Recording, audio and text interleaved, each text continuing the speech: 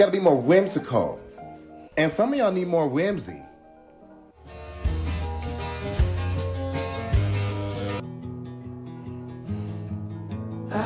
Oh no, not again. Every few months, this is how fast we live right now, the internet discovers a new aesthetic for surviving modern life. Dark academia, cottagecore, nomadic shit, corecore, soft girl, clean girl, girlhood, witch talk. And lately, whimsy. At first, I was rather pleased, people letting the inner child loose a bit. Playing with clothes, with crafts, with interiors, becoming slightly odd in harmless ways. Lovely. At first glance, these whimsical spaces look like sort of thing I would like. Cozy, creative, earthy, strange. But after a while, I've noticed something rather unfortunate. I started scrolling past them with sort of vagues that usually reserved for printer malfunctions. Because somewhere along the way, whimsy started to look less like imagination and more like expensive storage problem. More mushrooms, more dried flowers, more plastic flowers pretending to be dried flowers, more celestial holders, more curtain beads, more personality purchases. And I found myself wondering, who is dusting all this? Maybe it's my allergist speaking, but when did whimsy become housekeeping? Before you decide that I'm declaring war on moss, please hear me out, because I'm clearly part of it. I made a glowing maple jumper, I built a spooky Halloween garden sentinel, or carved oak leaves on shells, or dried bay leaves, which doesn't support my point right now since they have their mysterious role in cooking. So, I cannot stand outside this phenomenon, adjusting my metaphorical monocle and pretending that I'm above it. Which left me wondering, what actually is whimsy?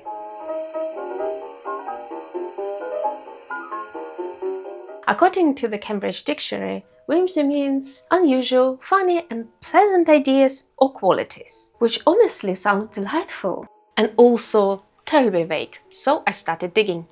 Most descriptions of whimsy as a trend repeat the same ideas: playfulness, imagination, curiosity, delight, absurdity, and these definitions are from 2025, so ancient stuff.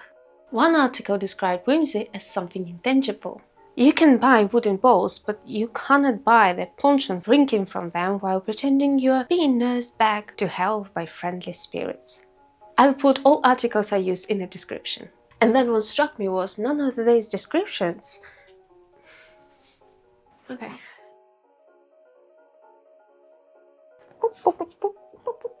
And then what struck me was none of this description sounded like I was saying online. It wasn't about stuff. It was about play.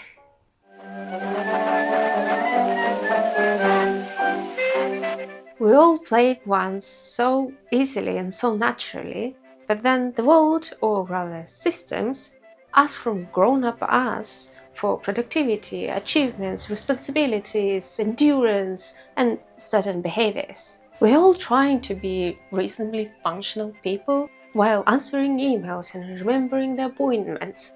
And all this leaves us less, if not, no time for play. Play starts sounding unfortunately unproductive, but yet humans are very bad at functioning without it.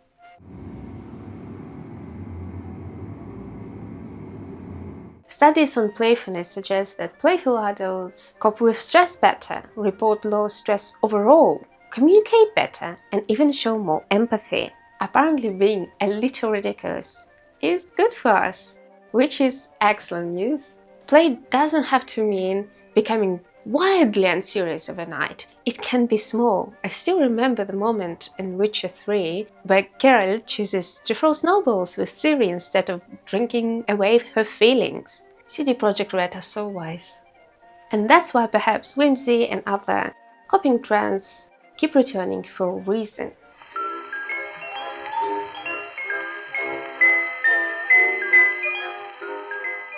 And perhaps this goes a bit deeper than just simply wanting a comfort, well, at least to me, because you see, it seems like people feel lack of alternatives right now. Modern life feels exhausting, uncertain, expensive, and despite all the arguing online, nobody seems too convincing about what comes next. Everyone appears slightly overwhelmed and somehow still expected to function normally, or just function. And when reality feels impossible to impact, people naturally looking for smaller places where they still can. And not just online, historically too, escaping into softer worlds, not exactly a TikTok invention. You thought about Marie Antoinette and her little pretend village, didn't you? Fair enough, but let's go further back. Take ancient Rome. Wealthy Romans had this concept called otium, withdrawing from the rush and duties of city for leisure, reflection, poetry, and generally becoming a thoughtful person, preferably somewhere rural and heated, and with elaborate baths and slaves. We'll come back to that. Humans have always dreamed of a retreat. Victorians romanticized medieval life. During lockdown, people discovered baking and developed quite strong interests in recreating classical paintings. When life feels frightening, uncertain, or exhausting, people naturally search for softer worlds. It's human. And frankly, look around.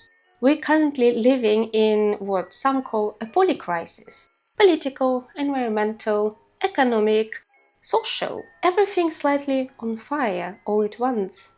So honestly, there is no wonder that people long for comfort, beauty, rituals, meanings, or simply just 5 uninterrupted minutes without doom.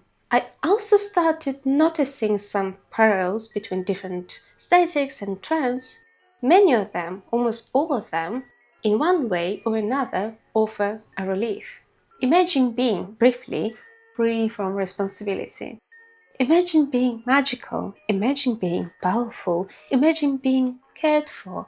Imagine being in a fairy tale instead of doom scrolling. And I understand the appeal. Do I play through my clothes? Well, yeah, though primarily they function as armor. But I absolutely play through making things, painting ceilings, treasure hunts, unnecessary little details. And this is where whimsy started to look interesting to me, because whimsy is vague. And surprisingly, it is its strength. Because whimsy doesn't come with prescribed look. No required body, no compulsory wardrobe, no countryside cottage, no 400 pounds linen dress to milk imaginary cows in. Whimsy can be tiny, write a ridiculous poem, hide a note, blow bubbles while drinking tea, crochet a little pet perch, turn a bit of bag onto its feet. And for a while, I really thought that whimsy escaped some of the traps that other aesthetics and trends fall into.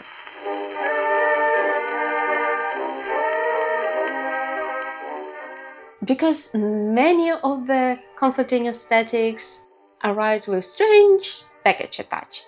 Take cottagecore, for example. At first glance, it looked lovely. Flowers, bread, slow mornings, gardens, escaping cities. And I completely understand why it exploded during lockdowns. People were trapped indoors, dreaming about meadows they never cared before, and making an alarming amount of jam. Cottagecore often romanticizes rural life while skipping difficult parts. You see, I suspect that countryside life involves a lot of more work rather than just carrying a lunch basket through a field. Rather like Roman otium, idealized simplicity supported by labor someone else was doing. Psst! Or more recently, things like ballerina farm. Aesthetic farming often looks beautiful precisely because somebody else is doing part of the labor. And then there are uncomfortable overlaps with idealized domestic femininity. Not always, not inherently, but enough to make me slightly suspicious. Girlhood feels similar in a different way. At first glance, it sounds innocent. Softness, friendship, sleepovers, being things. Perhaps rebuilding some parts of childhood someone never got to have. And again, I understand the appeal, but stared at it a little longer and things became a little bit more complicated. Jessica made an elaborate essay on the topic. Check it out! You see, girlhood sometimes wanders too close to infantilizing grown-up women and simultaneously sexualizing youth. And many women rather had enough of that, thank you very much. Clean girl aesthetics promise control, dark academia promises intellectual allure, cottagecore promises softness, girlhood promises comfort, witch dog promises mystery and power. And eventually almost all of them in the end became deeply connected to appearance and consumption. The correct clothes, the correct candles, the correct crystals, the correct skincare, the correct notebooks, the correct personality. Which brings me back to Whimsy.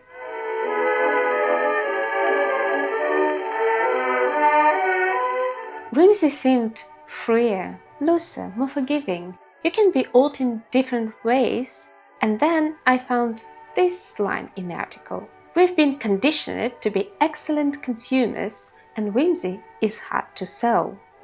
Is it though? Because after reading article after article describing whimsy as play and imagination, I went to social platform and looked for whimsy there. And mostly I found stuff, room tours, whimsical finds, shopping lists, overfilled shelves, plastic mushrooms, book nooks, an alarming number of things that look quite dustable. And suddenly whimsy started to feel familiar. No play, no imagination, consumption dressed as imagination. Because the internet struggles with vague things. Vague things hard to categorize, hard to recommend, hard to sell. I think real whimsy is inconveniently personal. One dries Baileys because they smell nice and look kinda haunted. Someone else paints little snails in the corners. Someone writes absurd riddles. Someone builds fairy doors. I apparently make glowing jumpers or treasure hunts. But algorithms prefer patterns, repeatable visuals, recognizable aesthetics. Look at my channel. Why is it doing so bad? This is the answer. Subscribe! And slowly, whimsy becomes a starter pack. Nothing says like magical woodland creature like buying 12 plastic mushrooms from Amazon or book witch entirely through polyester or open shelving with enough trinkets that they require their own postcode. And this is the moment where I become slightly dramatic. Come on, surely escaping climate anxiety by buying more plastic cannot be the answer. We chose whimsy to feel more playful and more authentic and not follow just some guides how to make your life whimsical. Don't we want fanciful rest and relief and not more domestic chores? You were the chosen one! It was said that you would destroy the Sith, not join them! Bring balance to the Force, not leave it in darkness!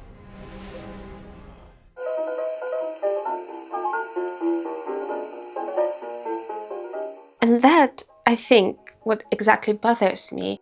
I don't want whimsy made of synthetics and affiliate links. I don't want it arriving with a shopping list. And to be fair, there are really lovely creators making tiny art, little strange objects, playful things online, and this isn't aimed at them. I want the kind of whimsy that made out handmade treasure maps, from ridiculous joy, from enchanted gardens, from little strange rituals, from ordinary life becoming old enough to soften the rough edges. Maybe real whimsy is smaller and significantly cheaper. Because perhaps whimsy stops being whimsy when somebody else telling you exactly how to do it. Anyway, thank you for listening to my grumbling. I would love to know what you think. Do you think too that whimsy stops being whimsy the moment someone gives you instructions?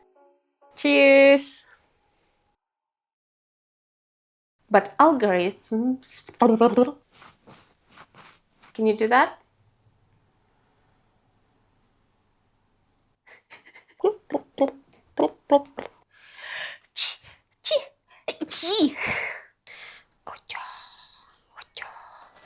People were trying... People were trying... And that's why perhaps, old in...